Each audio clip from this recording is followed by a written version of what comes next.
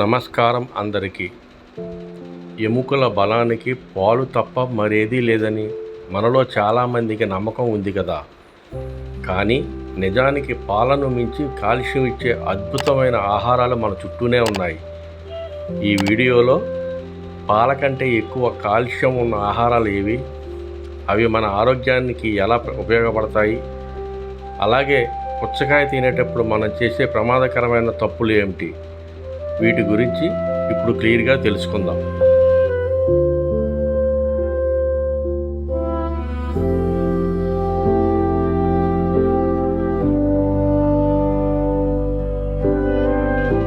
పాల గురించి నిజం. ముందుగా పాలలో కాల్షియం ఎంత ఉందో తెలుసుకుందాం. ఆవు పాలలో 100 మిల్లీలీటర్లకు సుమారు 120 మిల్లీగ్రాముల కాల్షియం ఉంటుంది. గేదె పాలలో ఇది 210 మిల్లీగ్రాముల వరకు ఉంటుంది.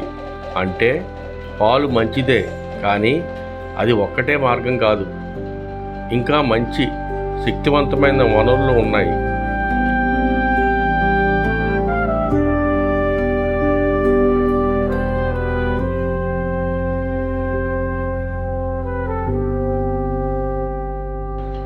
ఉలవలు, రాగి.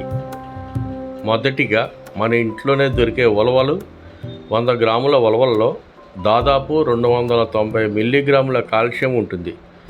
ఇది పాలను మించినదే. ఇక రాగి అంటే నిజంగా పోషకాల గని. 100 గ్రాముల రాగిలో సుమారు 350 మిల్లీగ్రాముల కాల్షియం ఉంటుంది. రాగి జావా, రాగి సంగటి తీసుకుంటే ఎముకలు బలంగా మారతాయి.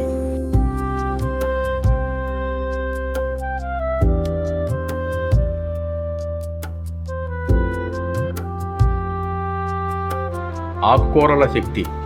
ఇప్పుడు ఆకుకూరల విషయానికి వస్తే తోటకూర. 100 గ్రాముల తోటకూరలో 400 మిల్లీగ్రాముల కాల్షియం ఉంటుంది. మునగాకు, ఇది ఇంకా శక్తివంతమైనది. 100 గ్రాముల మునగాకులో 440 మిల్లీగ్రాముల కాల్షియం. మునగాకు కూర, పప్పు, పొడి రూపంలో తీసుకుంటే శరీరానికి అద్భుతమైన బలం ఇస్తుంది.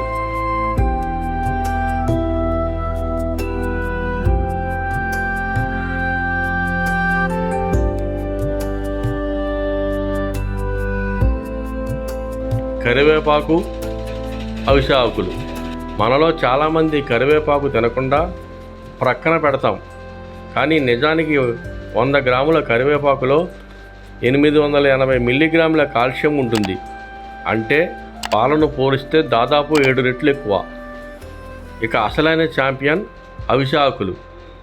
100 గ్రాముల అవిసె ఆకుల్లో 1200 మిల్లీగ్రాముల కాల్షియం ఉంటుంది. ఇది పాలను మించిన 10 రెట్లు ఎక్కువ. ఇవి రెగ్యులర్గా తీసుకుంటే కాల్షియ లోపం అనే సమస్యే ఉండదు.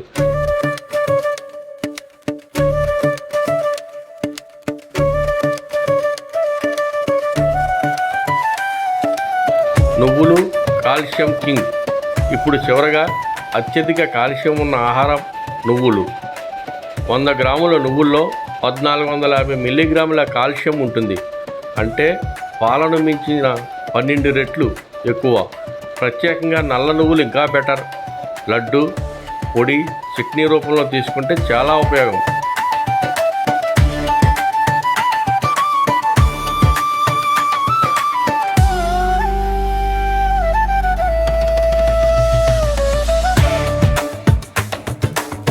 అలాగే ఈ వేసవిలో పుచ్చకాయ ఆరోగ్య ప్రయోజనాల గురించి తెలుసుకుందాం. ఇప్పుడు వేసవిలో అందరికీ ఇష్టమైన పండు పుచ్చకాయ. ఇది శరీరానికి చల్లదనం ఇస్తుంది. పుచ్చకాయలో నీటి శాతం ఎక్కువగా ఉంటుంది. కానీ తప్పుగా తింటే సమస్యలు వస్తాయి. ఫ్రిడ్జ్లో పెట్టడం. చాలామంది పుచ్చకాయ కోసి ఫ్రిడ్జ్లో పెడతారు. ఇది పెద్ద తప్పు. కారణం పోషకాలు తగ్గిపోతాయి, బ్యాక్టీరియా పెరుగుతుంది, కడుపు నొప్పి వచ్చే అవకాశం ఉంటుంది. కాబట్టి గది ఉష్ణోగ్రతలోనే తినడం మంచిది. పుచ్చకాయలో 90% నీరు ఉంటుంది.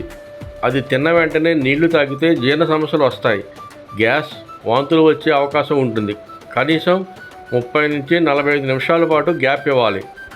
ఎక్కువగా తినడం. పుచ్చకాయ ఆరోగ్యానికి మంచిదని ఎక్కువగా తినకండి. రోజుకు 2-3 ముక్కలు సరిపోతాయి. ఎక్కువైతే షుగర్ లెవెల్స్ పెరిగే అవకాశం ఉంటుంది.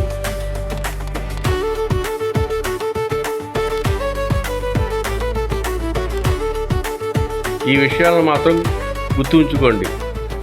కట్ చేసిన పుచ్చకాయ బయట కొనకండి, నమ్మకమైన చోట కొనాలి. కడుపు బరువుగా ఉంటే కొద్దిగా నల్ల ఉప్పు వేసుకుని తినండి. కాబట్టి కాల్షియం కోసం పాలను మాత్రమే నమ్ముకోవలసిన అవసరం లేదు. మన ఇంట్లోనే ఉన్న సహజ ఆహారంతోనే మంచి ఆరోగ్యం సాధ్యమే.